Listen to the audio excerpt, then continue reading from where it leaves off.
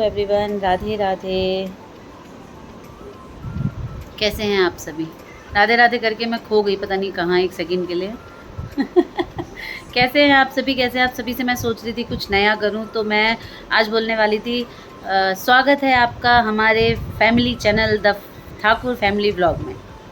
और बच्चे हंस रहे हैं, बच्चे रेडी हो रहे हैं। एक्चुअली स्कूल से आए और आज हम तीनों माँ बेटों ने बहुत दिनों बाद साथ में खाना खाया। एक्चुअली हुआ क्या कि आज सुबह मैंने थोड़ा सा ना अपने काम की जो ड्यूरेशन है वो थोड़ी सी बढ़ा ली थी, थोड़े काम एक्स्ट्रा कर लिए थे। कल त्यौहार है तो थोड़ा सा ये तो आता है ना, खिड़की दरवाजे व दीवार वगैरह जो हैं इन सब की थोड़ी सफाई करने लगी थी, तो मुझे बहुत लेट हो गया था।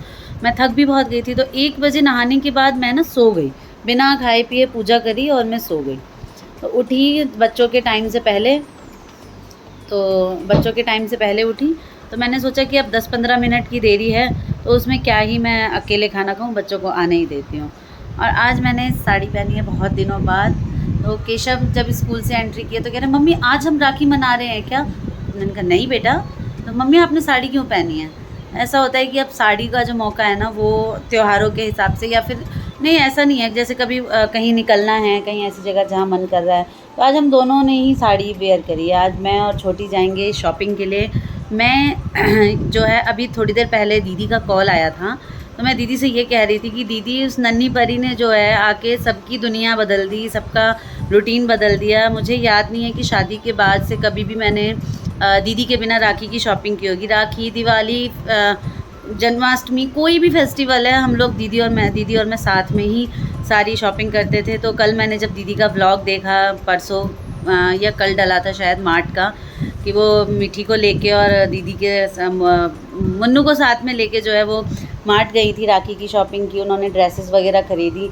तो मैं अपने आप को वहाँ पे मतलब मिस कर रही थी कि मैं वहाँ नहीं हूँ और यही शॉपिंग हम तीनों साथ में करते थे।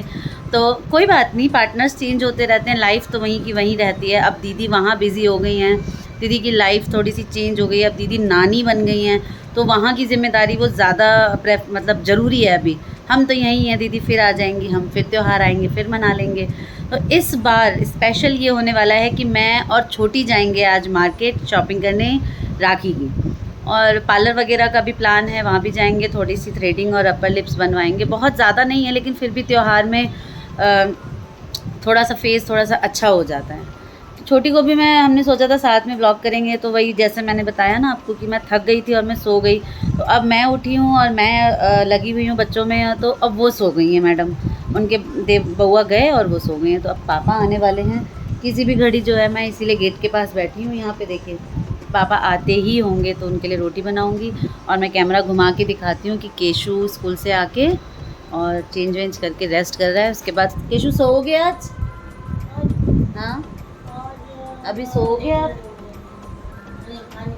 आज नहीं सोओगे क्योंकि क्या चल रहे हैं क्लास में, स्कूल में यूटी नहीं चल रहे हैं, क्लास टेस्ट। वहाँ मम्मी को आप देख सकते हैं, वो बच्चों के पलंग पे, उनको अपने कमरे में 12 बजे के बाद इतनी गर्मी लगती है कि वो वहाँ जाती ही नहीं है। और मुझे पता नहीं क्या हो गया, गर्मी ख़त्म होती है और ये मेरे को पता नहीं इतने बड़े बड़े दाने क्यों होने लगे हैं। एक यहाँ पे हुआ था 1 महीने पहले, इसका दाग नहीं गया है, फिर ये यहाँ हो रहा है, अब ये यहाँ हो रहा है, एक यहाँ हुआ था। गाइस देखिए, आपको दिख रहा होगा मेरे फेस पे ये लाइन से, ये फेस्टिवल के टाइम ही होना था। मेरा फेस बिल्कुल गंदा सा हो गया, एक तो मैं वैसे ही आजकल बहुत डल हो गई हूँ। Hello guys. Afternoon, good afternoon, Radhe Radhe, है ना। कैसा रहा स्कूल, कैसा हुआ टेस्ट? क्लास टेस्ट था, वो भी इन लोगों के हिसाब से सबसे हार्ड एग्ज़ाम था आज। इन लोगों के हिसाब से इन लोगों का हिंदी का एग्ज़ाम था, जो इन लोगों को काफ़ी टफ लगता है। तो कल मैंने दोनों की हिंदी डिक्टेशन ली, तो केशव कह रहा है जय बजरंगबली इज्जत बचा लेना मेरी, है ना। तो केशव ने बहुत अच्छा दिया था टेस्ट। वैसे मैंने 6 ही शब्द बोले थे कठिन कठिन, केशव ने 5 बिल्कुल करेक्ट लिखे थे और एक में भी बहुत माइनर सी मिस्टेक की थी। बहुत मुझे काफ़ी ये लगा कि नहीं हिंदी बहुत ज़्यादा ख़राब नहीं है, पर इनकी हिंदी बहुत ख़राब है। मात्रा ये बड़ा उड़ते रहते थे कि मम्मी इनकी हिंदी बेकार है, मेरी बहुत अच्छी है। नहीं, हिंदी बोलने और लिखने में, बोलने और पढ़ने में तो इन लोगों का कोई मुकाबला ही नहीं है, लेकिन मात्राओं की थोड़ा सा इसलिए प्रॉब्लम हो जाती है कि अभी जो ये लास्ट 3-4 महीने जो ये लोग घर में रहे ना, तो इन लोगों ने इंग्लिश और मैथ पे ही ध्यान दिया, हिंदी बिल्कुल ही छोड़ दिया था। ऑनलाइन क्लासेस कब हुई? अभी 4 महीने में। हाँ, नहीं तो हिंदी इनके लाइफ में कम है ना, सारे सब्जेक्ट इंग्लिश में होते हैं, तो हिंदी सिर्फ एक ही सब्जेक्ट होता है, जब उसकी पढ़ाई होती है तभी हिंदी पढ़ते हैं, तो ये बात है। और बताएं, आपके लिए बहुत बहुत बहुत सारी तारीफ़ आई है, सबने आपको बहुत सारी दुआएं दी हैं, आपको बहुत सारा आशीर्वाद मिला है। केशव और कार्तिक दोनों को ही, केशु भी जब गाना गाए थे 15 अगस्त के दिन जब, तो बहुत ही अच्छा, मुझे ये कहा जाता है कि बच्चे बहुत आपके मतलब अच्छे हैं जो दोनों इतना अच्छा गाते हैं। मुझे भी बहुत अच्छा लगता है। बिल्कुल अपनी तारीफ़ सुन के जितनी खुशी नहीं होती ना, उतनी बच्चों की सुन के हो जाती है। ऐसा लगता है कि चलो जीवन जो है ना वो सफल हो गया बच्चों की तारीफ़ सुन के, है ना। ये नेल पेंट मैंने कल की ड्रेस के अकॉर्डिंग आज ही लगा लिया, अभी मेहंदी बाकी है।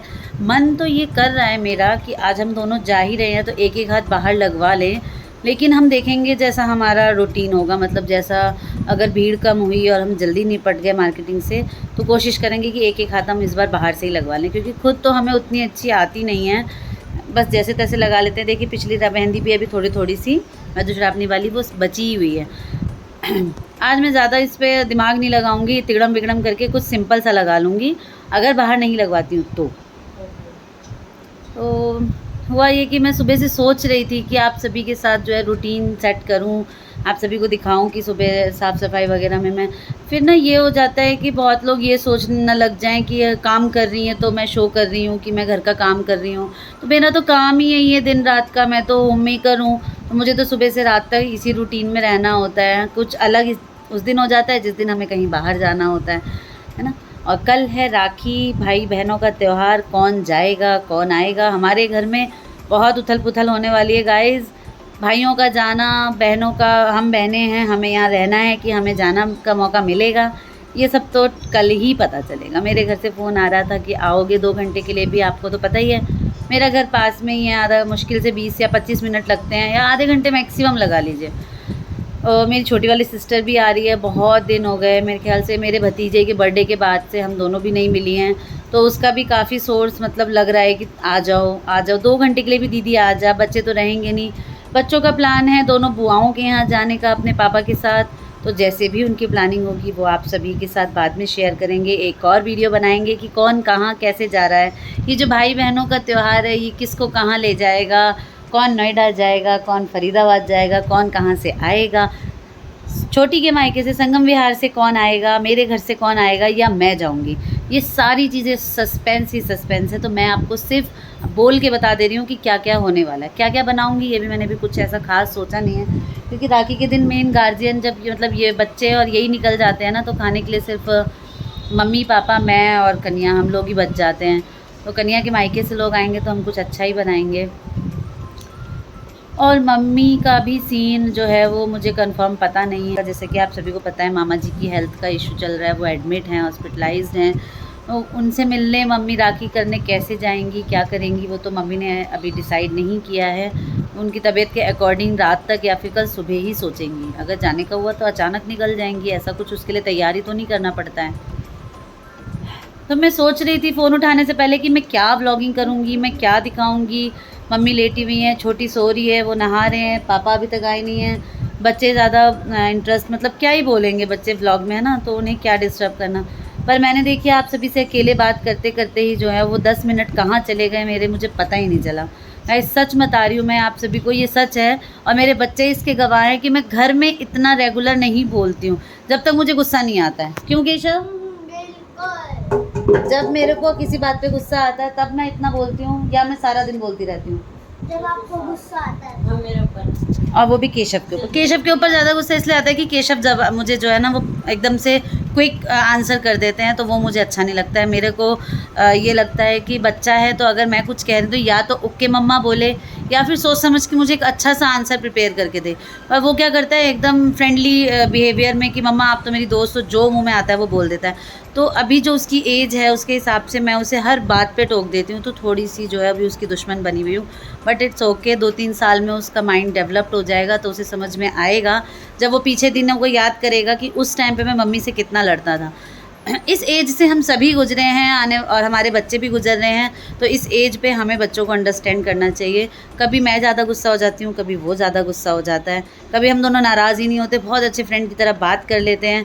तो ये पड़ाव एज का सबकी लाइफ में आता है। और मुझे भी अपना याद है कि मैं भी मम्मी की बातों पे जो चिढ़ जाती थी कि मम्मी पता नहीं क्यों मेरे पीछे पड़ी रहती है। किसी किसी बात पे ऐसा होता है। और बेटियों के साथ तो बहुत ज़्यादा इस एज में जो होते हैं रिस्ट्रिक्शन या बहुत सारी चीज़ें समझाने वाली होती हैं कि ऐसे नहीं करना, ऐसे नहीं बैठना, ऐसे नहीं जाना, उधर नहीं जाते, अकेले नहीं जाते। और बॉयज़ का क्या होता है, ये सारी चीज़ें तो नहीं होती हैं, पर बहुत और भी बहुत सारी इन्फॉर्मेशन होती है जो हमें बच्चों को देनी होती हैं, बहुत ज़रूरी होती हैं, है ना। ओह, थक गई मैं गाइस बातें करते करते। आप सभी भी थक जाएंगे मुझे सुनते सुनते, तो मैं इस व्लॉग को यहीं एंड कर देती हूँ। और आगे की व्लॉगिंग, आगे का मार्केट का व्लॉग, या आगे हम क्या क्या करते हैं, कौन कहाँ जाता है, नेक्स्ट व्लॉग में मिलूँगी तो बताऊँगी। ऐसे ही हमारी फैमिली को प्यार और आशीर्वाद देते रहिए। और प्लीज़ शेयर करिए वीडियोस को, लाइक करिए, सब्सक्राइबर हमारे बढ़ाइए, परिवार को बढ़ाइए अगर हमें प्यार करते हैं तो। बाय बाय गाइस, मिलती हूँ नेक्स्ट व्लॉग में।